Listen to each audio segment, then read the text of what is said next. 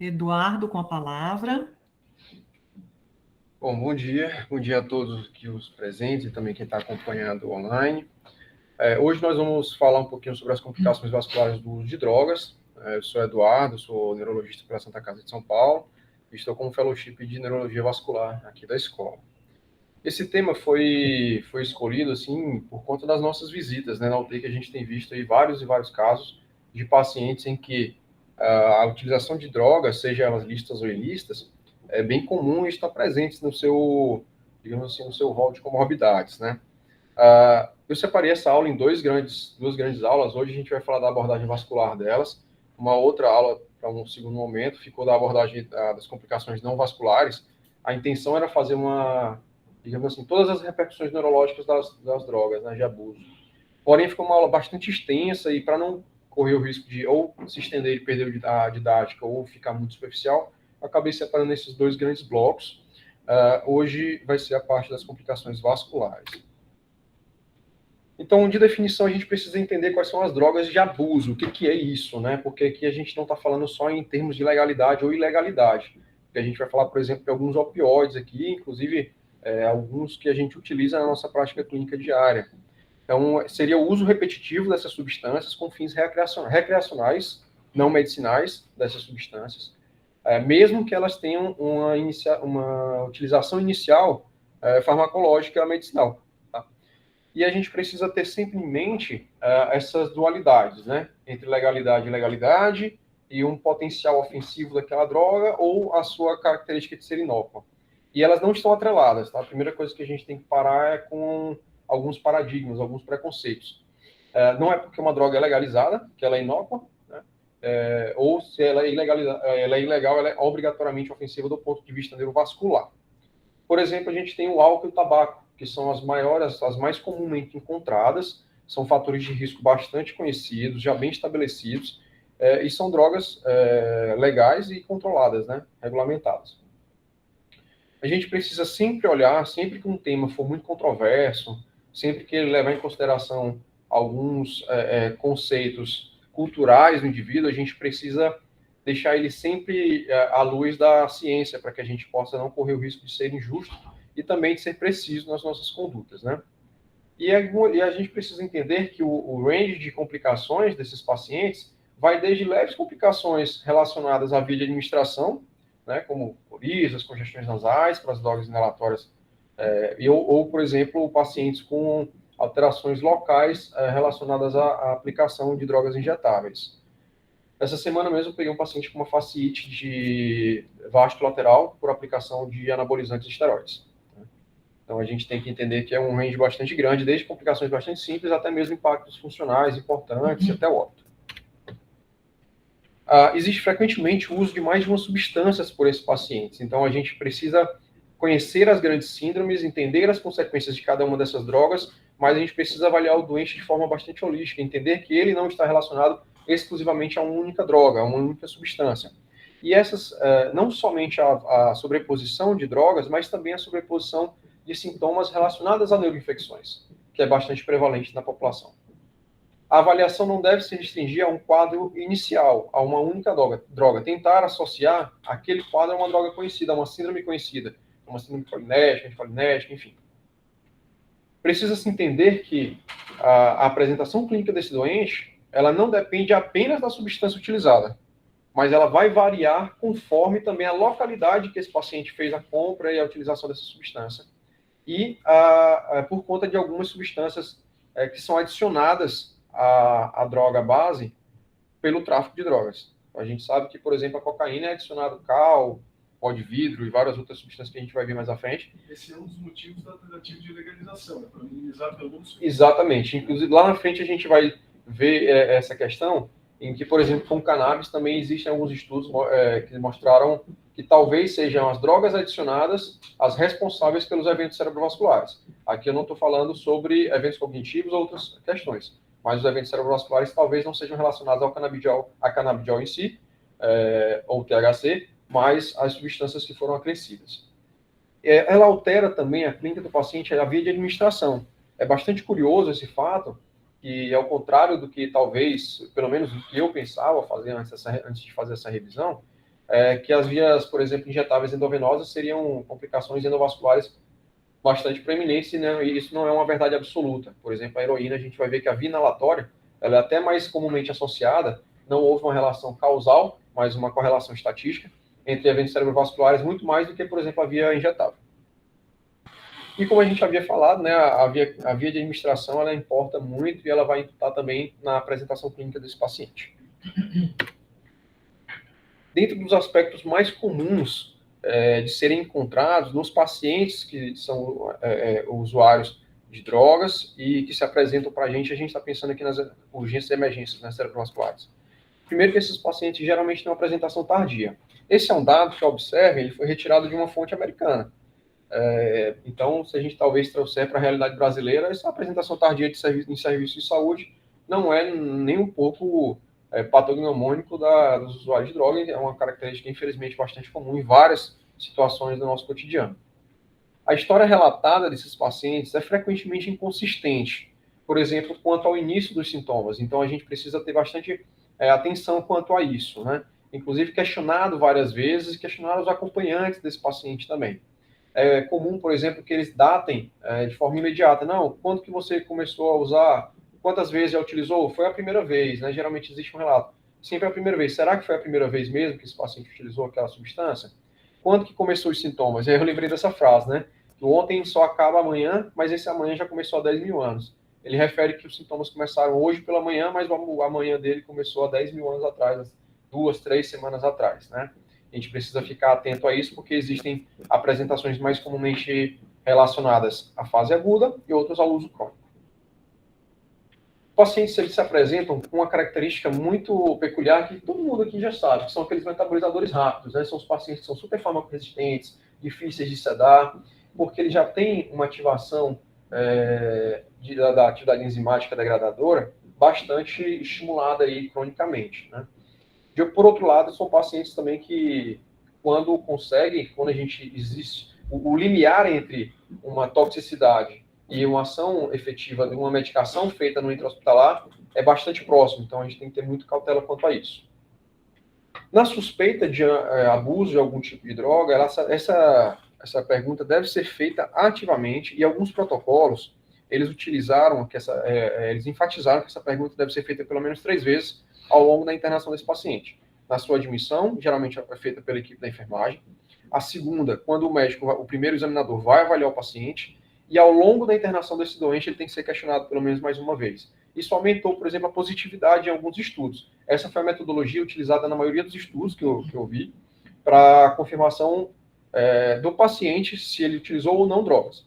Mas, claro, todos esses estudos também, pelo menos os que eu selecionei, eles utilizaram um critério toxicológico positivo para a sua avaliação.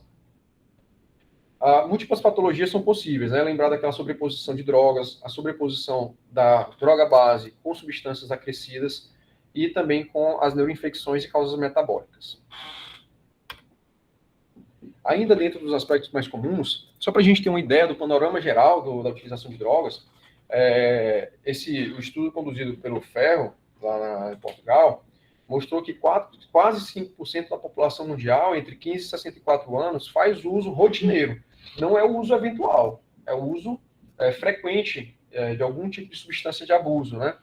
E aqui a gente percebe que a população avaliada foi entre 15 e 64 anos. Se a gente talvez estreitar mais essa faixa, talvez trazendo para uma faixa etária mais baixa, entre 13 e 14 anos até os seus 40, 45, como a gente vai aumentar a proporção de doentes nessa faixa, diminuindo aí o denominador, talvez esse percentual seja até maior. Nesse estudo, ele viu que as causas de morte mais frequentes são as overdoses, seguidos por suicídio, HIV e suas complicações, e violência. Esse é um dado europeu. Talvez não seja a mesma realidade brasileira, talvez aqui pese um pouco mais a violência. Enquanto as doenças cerebrovasculares, né, que é de fato o objetivo do nosso encontro hoje. Esse estudo randomizado, feito por Ferro e colaboradores, encontrou que, dentro, em comparação com a população em geral, pessoas que fazem o uso rotineiro de qualquer substância, que ele não discriminou qual delas é, a gente vai ver um pouco mais específico à frente, tem 6,5 vezes mais chances, maior seu risco de desenvolver um evento cerebrovascular. 12,1% dos jovens com AVC fizeram uso recente de algum entorpecente, e quase 5% deles foi a única comorbidade encontrada no seu relatório. E aí a gente começa a entrar, então, em algumas drogas específicas, tá? Vale ressaltar que aqui eu não coloquei o tabaco e o álcool. São importantíssimos, são os mais prevalentes, e a gente precisa conhecer as consequências do uso delas. Porém, são drogas de mais fácil contato, e a gente já tem uma leitura maior sobre elas, então eu preferi daquelas que a gente não tem tanto contato assim, tá? Fatores de risco relacionados ao álcool e ao tabaco, a gente sabe que são bem determinados, né? Então, dentro das psicoestimulantes, a cocaína e o crack, por exemplo, e aí tem os seus derivados, né? Ela e por aí vai. Bom, o que são essas drogas? Primeiro, né, a gente vai saber o que elas são, como elas agem, a fisiopatologia dela no sistema nervoso central, e aí a gente consegue entender, então, as consequências dela no organismo. Elas são extratos, né, feitos através da manipulação dessa planta, a Hexicotrylium coca, que é muito comumente encontrada na América Central e do Sul. Ela apresenta-se inicialmente, a depender de seus aditivos, em duas formas básicas, tá? A hidroxiclorídrica e a forma alcaloide, sendo que a forma alcaloide é um substrato da hidroxiclorídrica. Quando essa planta ela é processada, ela é macerada, aquecida, colocado os aditivos, ressecada, e então feito o pó, quando aquela pasta é extraída, ela é extraída uma mistura. Quando ela é purificada, nós temos a hidroxiclorídrica, a forma hidroxiclorídrica, que seria a pasta base da coca, e daí os seus derivados. Esse refúgio, então, a gente pode realmente, literalmente, o chorume desse processo é a forma alcaloide, que vai, quando acrescida de outras substâncias como o acetato, ela dá origem, então, ao crack. A forma hidroxiclorídrica geralmente é feita em pó, né, que é a mais comumente encontrada, que a gente já conhece, e ela geralmente tem uma absorção muito grande e rápida por membranas. Por isso, ela é utilizada geralmente de forma inalatória. Lembrar que o tempo de absorção dessa droga varia de 30 minutos a 1 hora, e a sua meia-vida também é de 1 hora. Esse é um dado super importante que a gente vai ver lá na frente. Já a forma alcaloide, ela é obtida através dos expurgos, né, na forma anterior, como eu falei para vocês, acrescida de éter amônia, várias outras substâncias. Um estudo da UFMG, por exemplo, que foi lançado em 2016, mostrou que aqui no Brasil nós temos acrescido pó de vidro, mármore, talco, né, e várias outras substâncias aí, vários outros elementos dentro dessa composição. Em relação aos eventos isquêmicos, né, lembrar que os dois, tanto a cocaína, o crack e seus outros derivados, eles estão fortemente relacionados tanto a eventos isquêmicos quanto a eventos hemorrágicos. A cocaína geralmente mais relacionada aos eventos isquêmicos, enquanto o crack mais frequentemente relacionado a eventos hemorrágicos. Isso é uma regra geral, não é uma lei absoluta. Porque ele sangrou, ele fez uso de cocaína, então eu não atribuo a cocaína. Não pode ser feito esse raciocínio, porque ambas estão relacionadas a ambas as condições cerebrovasculares. O risco aumentado para isquemias é mais de 2 vezes o valor em relação à população que não faz uso. E a gente tem uma miríade de apresentação a depender da frequência de uso, da dose e também do tempo de admissão hospitalar. Elas vão desde a ateromatose de grandes artérias, por indução de uma aterosclerose acelerada, a doença de pequenos vasos por um sofrimento endotelial crônico, e até mesmo a cardioembolia, por conta de alterações da vasculatura cardiológica. A gente tem os infartos muito frequentes, mas também a alteração da condução elétrica cardíaca. Existe a frequente sobreposição desses fatores, então a gente às vezes não consegue delimitar um paciente que tem uma arritmia cardíaca gerada por cocaína, pode também ter uma ateromatose importante, e a gente ainda não consegue atribuir qual desses dois fatores foi o mais preponderante para aquele evento. Geralmente, esses eventos cerebrovasculares decorrentes do uso das substâncias, eu quero que essa última informação aqui sirva como uma lei geral também para todas as drogas que a gente vai conversar. Mas ela é especialmente importante naquelas drogas estimulantes. Tá? Elas ocorrem geralmente poucas horas após o consumo. Lembrar que o tempo de meia-vida da droga é rápida, de 1 hora. alguns subprodutos da degradação da cocaína, sobretudo quando utilizados em conjunto com o álcool, eles acabam tendo tempo de meia-vida maior.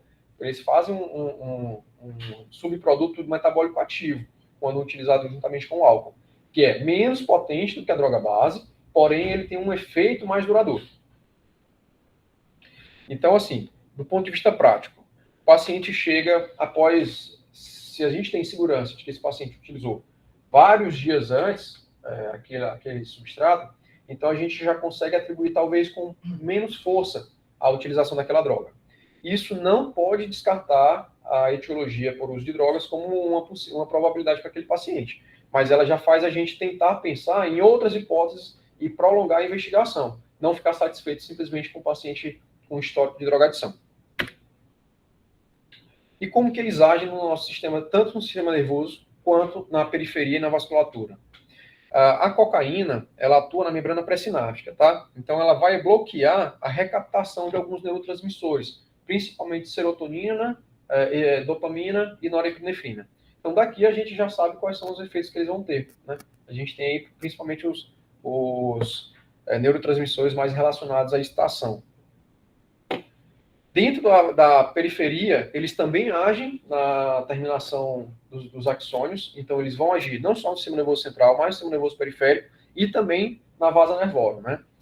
Na sua ação direta do endotélio, então na sua ação endovascular, a gente tem uma agressão direta à parede, a gente tem uma liberação de prostaglandinas, citocinas coagulantes, e tem a agressão direta também desses outros aditivos, né? Imagina aí, cristais de vidro circulando na corrente sanguínea. Existe uma agressão direta à parede, aqui nessa figura esquemática, aqui na primeira, aqui na mais alta, a gente consegue ver uma agressão à parede, a exposição do subendotélio, a liberação de tromboxano A2, existe uma maior predisposição de serotonina, uma maior liberação de serotonina, lembre-se que ele atua na recaptação dessa serotonina, então uma maior disponibilidade, que faz, além de aumento da agregação plaquetária, por ativação plaquetária, também uma vasoconstricção local. Esses dois mecanismos sobrepostos é que vão dar origem aos eventos cerebrovasculares. Lembrar que isso acontece nos vasos sanguíneos do cérebro e principalmente do coração, mas também de pulmão, periferia. A gente tem, por exemplo, muito frequentemente no leste europeu, o uso do crocodile, né? Que ela faz uma vasoconstricção absurda, sobretudo da periferia, das extremidades do corpo. Então, o paciente ele é literalmente consumido vivo. Ele vai fazendo necrose de extremidades até a região mais proximal. Tá? O crack e a cocaína, eles têm menos essa ação em extremidades e uma ação um pouco mais em vasos proximais. Vasos renais, pulmonares, sobretudo coronarianos e cerebrais. A despeito da meia-vida curta, existe essa ação residual dos metabólicos ativos. Então, existe aquela relação temporal entre o uso, mas a gente precisa entender que esses pacientes frequentemente fazem uso crônico e podem fazer uso simultâneo de várias drogas. Então, eles usam cocaína e o tabaco, eles usam cocaína e álcool. Geralmente, essa associação foi a mais vista. Então, é importante lembrar que existe essa prolongação, esse prolongamento do limiar de ação. Em alguns estudos foram vistos, na análise anátomo-patológica, uma vasculopatia bastante semelhante à moia-moia. E aí ficou se interrogado se ela não teria uma ação semelhante à doença de moia-moia. Ou a síndrome de moia-moia. E, na verdade, isso não foi confirmado. Tá? Quando se fez o estudo radiológico pelo parede de vasos, comparado com a anatomopatologia, essa informação não foi confirmada. Parece que nos estudos de imagem haviam traços sugestivos de uma vasculopatia inflamatória, de uma vasculite ou de uma vasculopatia moia-moia-like, mas nos anatomopatológicos isso não foi corroborado. Tá? Então é isso, anatomopatologia versus estudos de parede de vasos. É interessante fazer esses estudos, o estudo de parede de vasos. Dentro dessa revisão, dentro da literatura que eu utilizei, não teve nenhuma evidência positiva, mostrando benefício do estudo de parede de vasos, haja vista que talvez aquela alteração não seja significativa na patologia, talvez não seja nem ela a causa da doença, mas sim uma consequência. E o diagnóstico, óbvio, é sempre feito diante de uma suspeita clínica, e ela deve ser sempre feita de forma objetiva, com a solicitação do toxicológico urinário. Esse toxicológico, idealmente, feito nas primeiras 24 horas, idealmente na admissão do paciente. Lembrar que, como esses pacientes existem o delay de apresentação ao pronto-socorro, a gente não espera encontrar diretamente a droga na urina, mas o laudo lá da toxicologia vai vir o benzoil ecgogonina, que é um metabólito que é degradado na verdade, excretado pelo rim e é encontrado na urina desses pacientes. Então, não adianta, Edu, depois de 2, 3, 4 dias, a família descobrir e pedir para a gente fazer um toxicológico ali, né? Isso, doutora. Geralmente, em relação à cocaína e o crack, não por conta desse tempo de meia-vida. Claro que mesmo que o tempo de meia-vida seja aumentado pelo uso concomitante com o álcool, é provável que depois de 72 horas a gente não ache mais nenhum rastro dessa droga no organismo. Pelo menos não no toxicológico. Claro que ela vai deixando as suas marcas endovasculares, né? Ok. Outros achados importantes na suspeita, que é a CK elevada. Aqui existe um cuidado muito grande, né? Todos os artigos colocaram que é um achado comum em pacientes que fazem uso de crack e cocaína, o aumento da CK devido à rabdomiólise, ou por uma vasculopatia naquela região e por fluxo muscular, ou por uma ação direta daquela droga no músculo do paciente. Contudo, ela não é nem sensível nem específica, né? A gente tem várias outras situações, sobretudo no contexto de paciente crítico, que fazem elevar a CK. O raciocínio deve ser o inverso. Eu só visitei uma CK para um paciente por algum outro motivo e ela está elevada. É compatível com a suspeita de uso de drogas? Sim, é compatível. Ela entra como critério, por exemplo, um critério laboratorial para o diagnóstico? Não, ela não é nem sensível nem específica. E aí, como eu falei para vocês, o uso concomitante de álcool, ele impõe um aumento de meia-vida, então o indivíduo fica mais tempo exposto àquilo ali, as terminações sinápticas mais tempo saturadas de serotonina, dopamina e norepinefrina, aumentando, então, a potência do vasoespasmo e diminuindo a metabolização dessa. Aqui são dois pontos que eu queria chegar, que são muito importantes. Primeiro, que é a recuperação após o evento. E um passo anterior, que é a admissão desse paciente no pronto-socorro. Eu devo fazer a mesma dose de alteplase para esse paciente, num paciente com AVC isquêmico, eu devo trombolizar esse paciente, não devo trombolizar porque ele já tem essa lesão endotelial e, teoricamente, teria um risco aumentado de sangramento. Os estudos que foram feitos mostrou que não houve diferença, né? Foram estudos retrospectivos, randomizados multicentros, sobretudo o estudo do Texas, que foi o maior que eu achei, o mais recente, que ele é de 2016, não é tão recente assim. Ele mostrou que não houve diferença entre pacientes que foram trombolizados e aqueles que não foram trombolizados em relação a sangramento. Então, mostra que deve sim ser usado o RTPA na dose habitual para esses pacientes.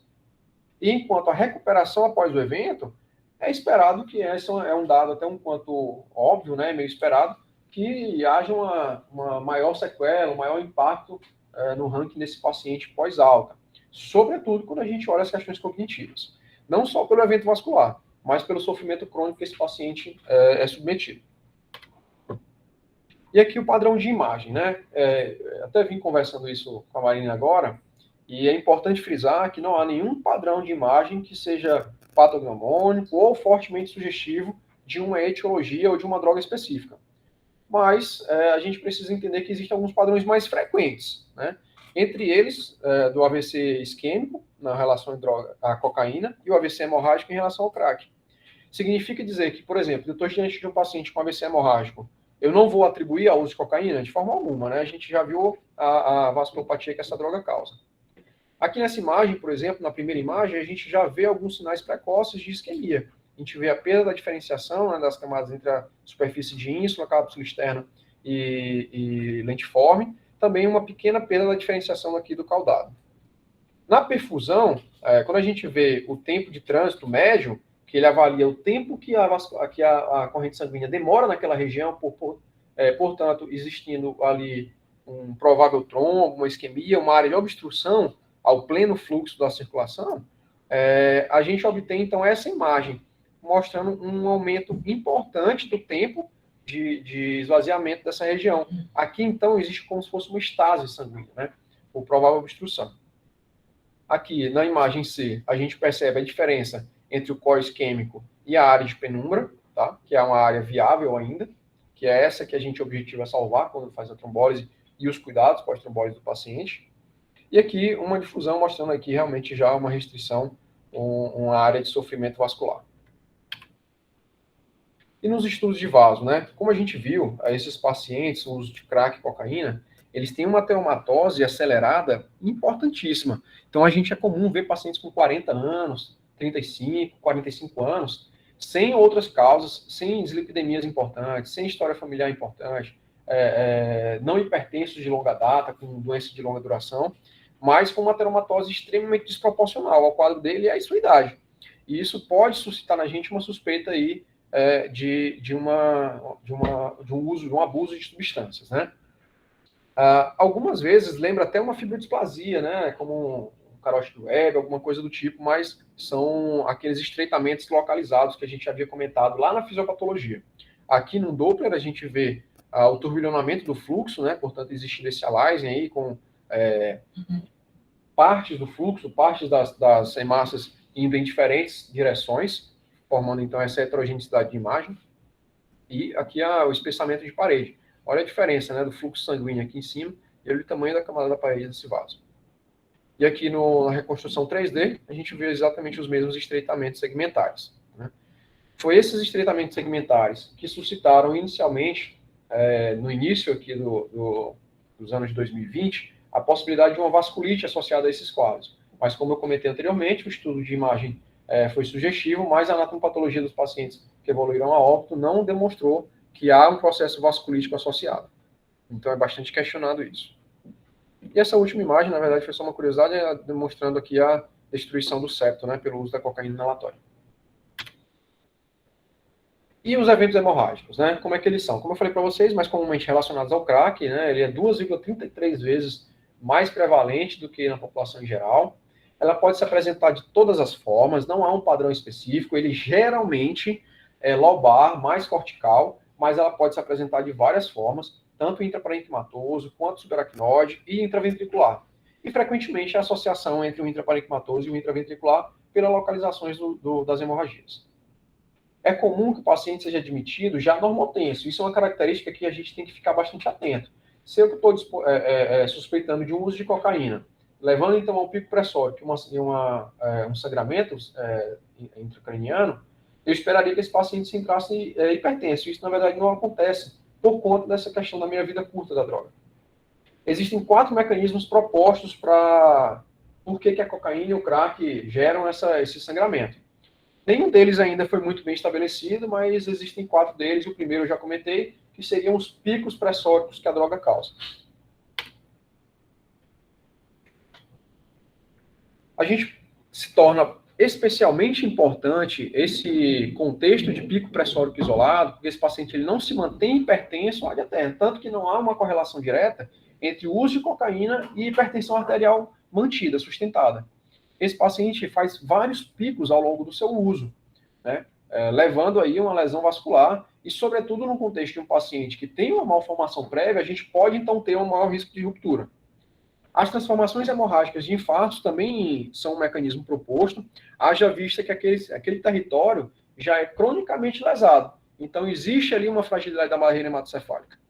As vasculites, como eu comentei, são interrogadas, não foram comprovadas no anátomo patológico, e a alteração da regulação cerebral, com o aumento do fluxo, levando a uma posterior vasoplegia, é encontrada geralmente nos pacientes de uso de mais longa data. Tá? Então, são 4 mecanismos possíveis e muito provavelmente sobrepostos num paciente com o uso de cocaína crack. Esses 2 estudos foram bastante interessantes, né? Esse primeiro aqui fez uma análise do padrão de imagem e ele mostrou isso que eu falei para vocês, que é geralmente um intraparenquimatoso, mais cortical, decorrente de circulação cerebral média, né, que são as mais acometidas, talvez por um fluxo direto, maior fluxo daquela região, talvez também relacionado, mas ainda não confirmado, a uma maior expressão de receptores naquela região, mas sem um padrão patognomônico, sem um padrão, digamos assim, definidor daquela doença. Esse outro estudo, ele avaliou as hemorragias intracranianas, intracerebrais, em pacientes que usaram apenas cocaína. E foi visto realmente que é possível, mas que há uma correlação muito mais forte aos seus derivados, e não à cocaína em si. E em relação a outros psicoestimulantes, por exemplo, como anfetaminas e seus correlatos, né? Aqui a gente tem que ter um cuidado especial, porque existem anfetaminas que são de uso médico, né? De uso medicinal. por exemplo, o Venvance, enquanto outros já são proibidos, como êxtase, MD, McDouglas, MD, MA, enfim, em várias denominações, né? E aqui a gente tem que ter esse especial conceito de que há uma diferença entre essas drogas, tá? Mas, basicamente, devido ao seu mecanismo de ação similar, tanto as de uso medicinal quanto as não, elas são potencialmente causadoras dessa doença. Os efeitos simpático-miméticos dela geram aquelas elevações de pressão, de vasoconstricção, taquicardias, arritmias, hipertermia que a gente já encontra.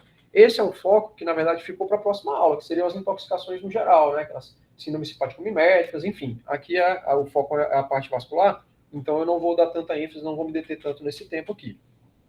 Dentro do mecanismo de ação das drogas, a gente consegue entender de forma somatória, né? A gente aprendeu como é que é a cocaína, como é que ela age no receptor pré-sináptico, e as anfetaminas, a gente pode fazer, então, uma adição de conhecimento.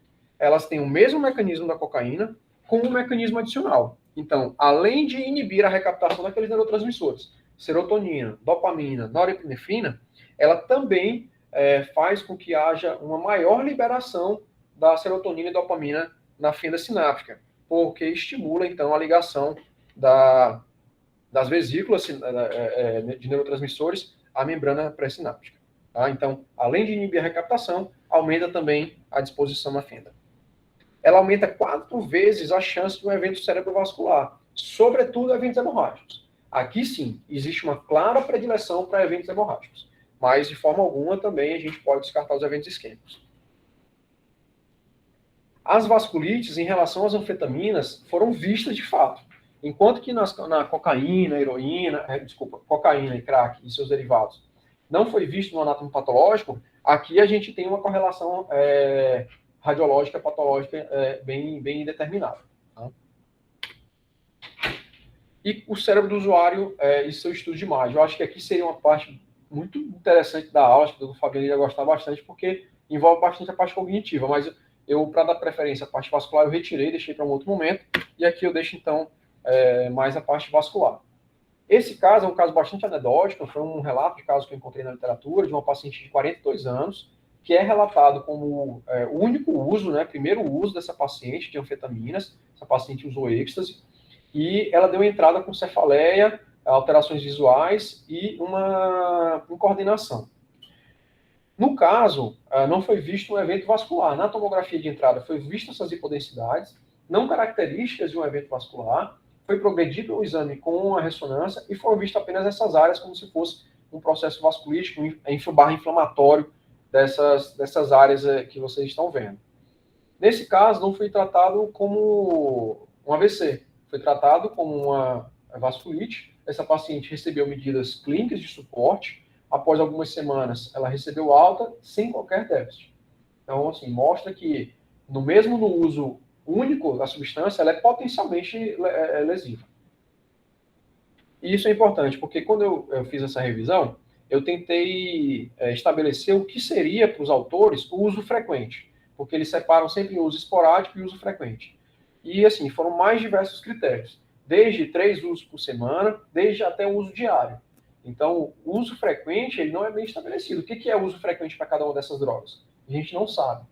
Sabe-se que, desde o primeiro, você já está sujeito aos seus efeitos deletérios. E os opioides, como é que funciona, então? Aqui a gente está falando da morfina, codeína, fentanil e heroína, né? Como é que é a estrutura e a fisiopatologia? Aqui a gente colocou o opioide talvez mais conhecido, né? A morfina. Ele é um derivado da papoula, né? É feito aquele extrato da papoula, que é uma planta bastante comum no Oriente Médio. Inclusive, os trials que foram feitos no Irã, por exemplo, e em outros países do Oriente Médio, mostraram quase 45% de prevalência de uso de opiáceos, né? De um modo geral. Talvez a nossa população seja um pouco menor, mas existe uma correlação bastante importante aí em alguns estudos.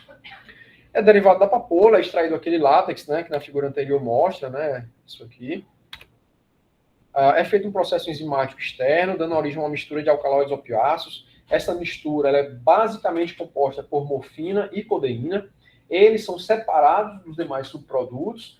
Quando o interesse é farmacológico, essa morfina e codeína são novamente separadas. Lembrando que mesmo quando separadas, a morfina ainda existe uma pequena fração de codeína nela. E os subprodutos são descartados. Quando é feito pelo tráfico, é exatamente o contrário, né? Eles querem são os subprodutos. Então, a gente está falando aqui do pior, do pior, do pior. A heroína, por exemplo, ela é obtida através de um processo de inclusão de ácido acético anidro. Há essa formulação inicial e ela é aquecida, né? O calor é utilizado aí como um catalisador da reação. É bom e importante lembrar que tanto opioides exógenos quanto endógenos, eles têm a mesma afinidade pelo receptor. Então, a gente, quando faz uma medicação, a gente está entendendo que aquela ligação vai ser bastante forte no receptor do paciente. E elas podem atuar tanto como agonistas quanto antagonistas nesses receptores. O foco aqui vai ser dos agonistas, porque não houve uma correlação aí nos trabalhos entre os antagonistas e eventos cerebrovasculares. Por exemplo, a naloxona, o naltrexona, tá?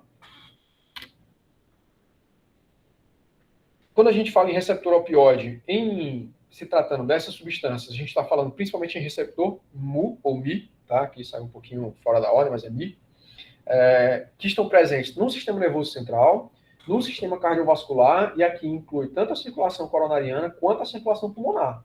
Eles são importantes vasoconstrictores da vasculatura pulmonar.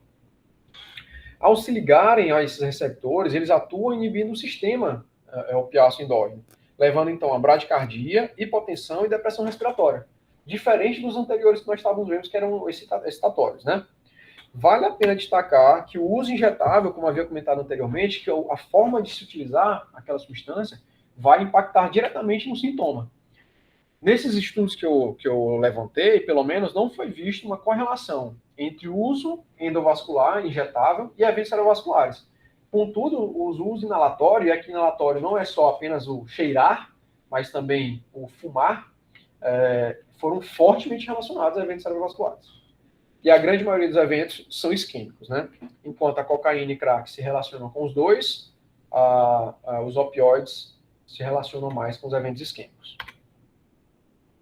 O mecanismo mais comumente envolvido foi a cardioembólica, né? Geralmente secundária à endocardite infecciosa. É mandatório que pacientes com uso de drogas injetáveis seja rastreado para endocardite infecciosa.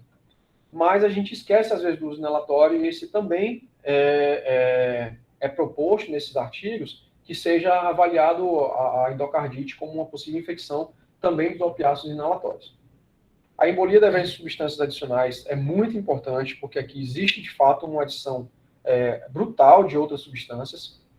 E a hipotensão e bradicardia, elas podem causar um hipofluxo cerebral tal que são elas um mecanismo subjacente àquela lesão vascular. De modo que a gente vai ver naquela parte, né, da imagem do paciente que faz uso do ópio, a gente vai ver uma doença de microvasculatura muito importante. Exatamente aqui. Nessa tomografia, a gente vê, por exemplo, já um predomínio de uma microangiopatia bem importante, né? Aqui em cápsula interna, parte em joelho posterior de cápsula, em braço posterior de cápsula interna, centro semiovais bilateralmente, e como se trata de uma doença que simula uma doença sistêmica, digamos assim, ela geralmente tem esse predomínio mais simétrico. Mas assimetrias também podem ser encontradas. Porém, a assimetria é a sua característica mais frequente. Já na ressonância, aqui no T2, no corte axial, nós temos marcadamente essa microangiopatia, né, sobretudo nas regiões de braço posterior de cápsula interna, e uma atrofia cortical frontal muito mais proeminente do que posterior. Essa gradiente antero-posterior é bastante comum nos opiáceos. Lembrar que esse padrão, existe um termo específico para isso, que é Trace Dragon. Então é como se fosse a face daqueles dragões chineses, né, vista de frente. É meio abstrato, o pessoal da radiologia, da patologia gosta dessas abstrações, a gente tem que ir na deles aí e tentar entender, tá? E a microangiopatia bilateral simétrica, né? Quando é feita a espectroscopia dessas regiões, a gente vê aí um aumento dos lípides e do lactato, mostrando então talvez que haja uma necrose pequena envolvida e uma transformação de respiração aeróbica para anaeróbica, de metabolismo aeróbico para anaeróbico, uma diminuição do DNA, viabilidade neuronal baixa e o aumento da colina lá também talvez a morte celular já bem proeminente. E o cannabis, né? O canabiol talvez seja aí o mais controverso de todos, né? E como eu falei anteriormente, quanto mais controverso o tema a gente deixa a opinião, deixa os nossos conceitos culturais para trás e observa a luz da ciência.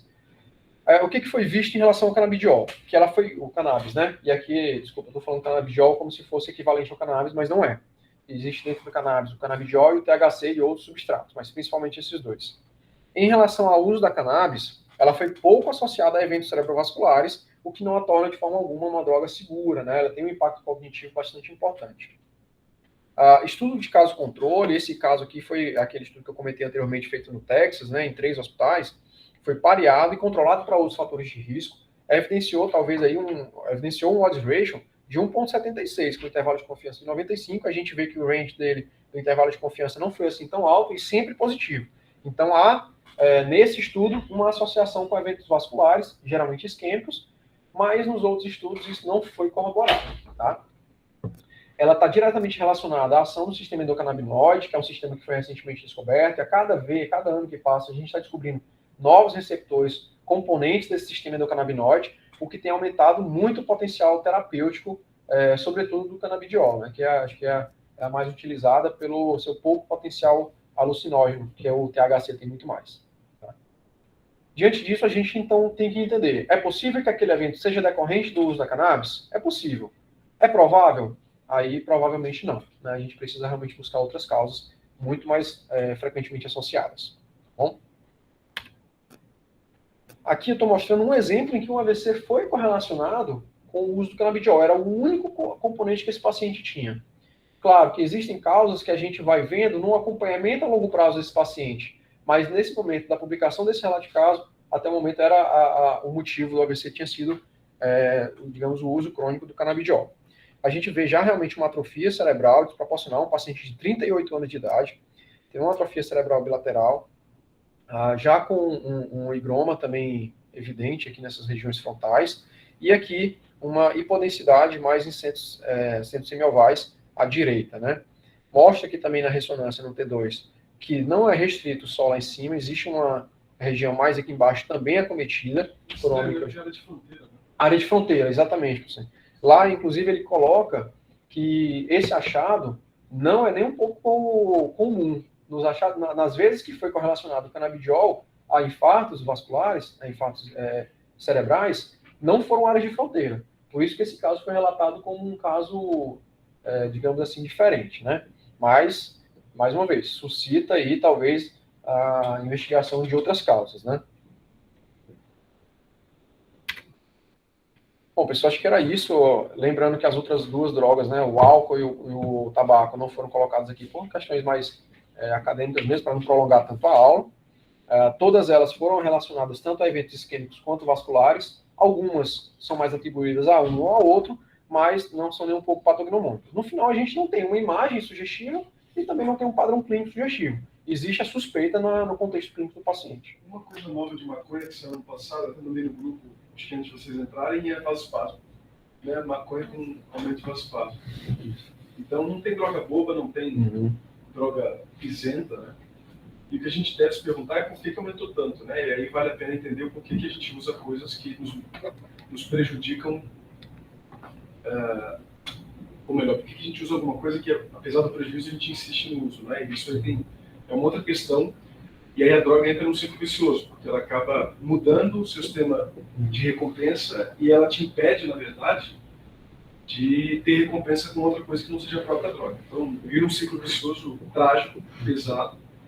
E claro que essa aula é só cerebrovascular, mas é a questão tanto do comportamento que leva ao uso, quanto as disfunções de comportamento depois do uso, são trágicas. E aí eu acho que a gente fala mais disso na aula que você vai falar dessas outras complicações. Então não tem coisa boa, né? Sim, exatamente. Não tem atalho aí, na verdade. Se estiver usando alguma coisa por muito tempo, vai ter problema. Vai ter problema. E a maconha vai ter sim. No fim das contas, se você entender, não tem como. Assim, o óleo de canabidiol não, a gente está tranquilo, o THC menos ainda, tudo, mas não dá para a gente presumir que o abuso e uso dessas drogas, até por todo o restante do comportamento que ela te leva a ter. Então, você acha que o usuário de crack vai ter um controle glicêmico bom, dislipidêmico bom, nutricional adequado? Vai ser um corredor de maratona? Não vai, né? Então, se bem que maratona mata, então só um corredor de 5 km. Mas, você tem todo um ciclo vicioso. Por isso que correlação e causalidade não são a mesma coisa, e por isso que esses trabalhos são um pouco difíceis, até porque é autorrelato, ou mesmo quando você pressiona um pouquinho, é difícil bater. Aquela fronteira chamada de falar de uma correlação é difícil, né? Porque como é que você vai explicar uma AVC de fronteira com o uso da maconha, exceto com qualquer coisa agregada na maconha que você possa ter causado alguma coisa, assim. Difícil. Esses estudos, professores, geralmente atribuíram ao uso em alguma componente da maconha, né? Que foi aquela questão que a gente tinha conversado. Será que talvez a regulamentação dela não diminua esses aditivos? Isso é interrogado, né? E aí, Claro. vamos ser práticos agora. Depois de ler tudo isso, dessa aula excelente, o que muda a sua prática? Assim, você mudaria trombose, trombectomia, você mudaria profilaxia secundária, você mudaria sedação? O que você acha que isso impacta na sua prática? Aqui não tem. Então... Não muda, professor. O que eu conversei com a Mari foi que eu fiz toda essa revisão e, no final das contas, a gente vai continuar fazendo a nossa prática diária. Porque a recomendação para o paciente usuário é a mesma recomendação para o não usuário. O que muda é que a gente tem que entender que isso é um fator de risco conhecido, que a gente precisa questionar na suspeita e que, às vezes, não encontrando nada, a gente pode atribuir, sim, a essas causas, né? Claro que aquela questão que a gente viu, o AVC, ele não é investigado pontualmente. Ele é longitudinal o acompanhamento, sobretudo para algumas causas menos comuns. Mas existe essa correlação, como o senhor falou, estatística, não literalmente causalidade, né? Mas o que eu acho que é interessante é assim, então, a conduta para o AVC não muda, então a trombose é segura, a trombectomia tem pouca evidência, pouco trabalho para lá do outro, mas o que a gente vê na prática é um despertar patológico, é uma baita sedação, o cara que você está com 60 de mida e o cara está acordado, né? Então, e essa questão do limiar curto, né? Você bota 60 de mida dele, ele não dorme. Você bota 61, ele afunda. É isso. Então, eu acho que isso muda um pouco a gente entender que é um paciente de um pouco mais difícil manejo, despertar patológico de sedação, mas do resto, né, da fase aguda do AVC, vamos tratar igual. Perfeito. E aí vai mudar bastante quando a gente fala das complicações não vasculares, né? Que aí, sim, a gente entra aí com abstinência, despertar patológico, crises epiléticas, aí muda um pouco. Maravilha. Muito bom.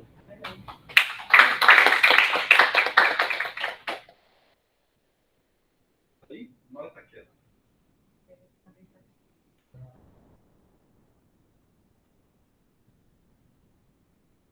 Alguém tem alguma pergunta para fazer?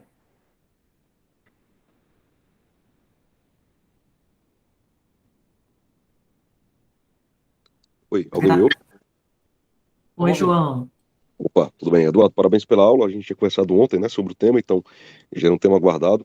Espero que lá com os artigos do John Brush tenham ajudado. John Brush é um dos especialistas hoje em neurotoxicologia, né, professora da Colômbia. Eu acho que assim, a gente pode resumir alguns tópicos que você considerou, que você falou da seguinte ponto, né, pensar em drogas de abuso, quais as principais complicações? Dissecção, RCVS, TVC, aumento do estado de hipercoagulabilidade, endocardite infecciosa, despertar patológico, né, quando o paciente entra,